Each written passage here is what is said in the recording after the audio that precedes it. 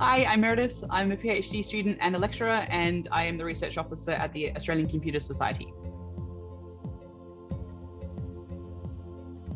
Yeah, we definitely need more women in ICT, that is for sure. But we need more diversity in general, that's for sure. When we don't, technically, we need to address intersectionality in general. Actually, when we don't address intersectionality in tech, we get misaligned design of tech. That is a big problem.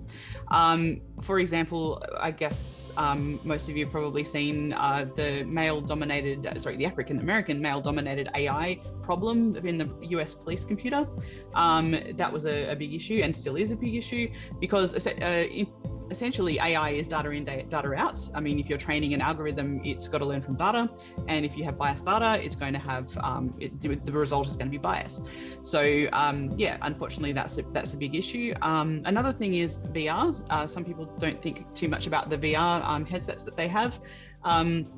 A lot of them cause motion sickness, not for everybody, but there is actually it's more swayed towards females than males motion sickness, or cyber sickness as we call it, simply because of the fact that the interpupillary distance of the lenses, it's generally set wider, and that actually benefits males more than it does females because on average males have a wider interpupillary distance than females do.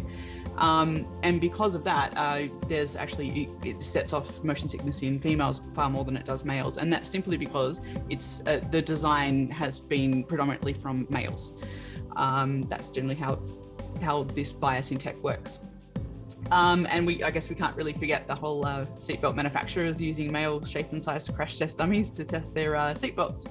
So I don't know if that still happens. I believe it does in some parts, but yes, if you have male shape and size crash test dummies, then the female body is not going to be as protected.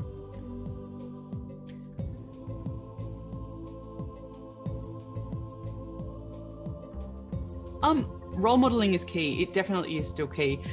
You can't, the old adage, you can't be what you can't see, it holds true. It definitely holds true. But you also have to be very careful about what that image is. As we all know. So a lot of other scientists in different fields will tell you that if, in the past you get girls to draw a scientist, like young girls to draw a scientist, and they'll come back, kids really, and they'll come back and they'll draw an old white male in a lab coat. That's generally what they see as a scientist.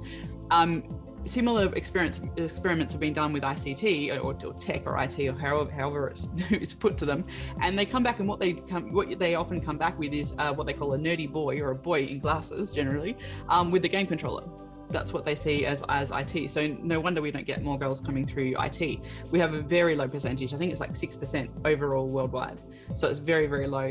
And that hasn't been growing. It really hasn't. It really does need to.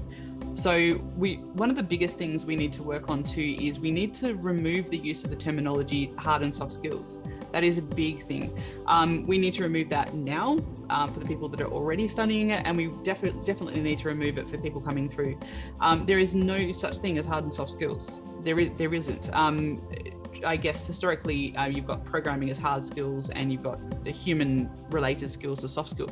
There is nothing soft about human skills and there is nothing hard about programming. None of it's gendered.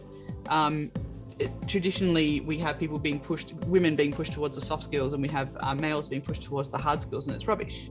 It's complete rubbish. It doesn't work. You need to have both skills to be a successful IT professional, or any science professional. Any STEM professional needs both sides of that skill set.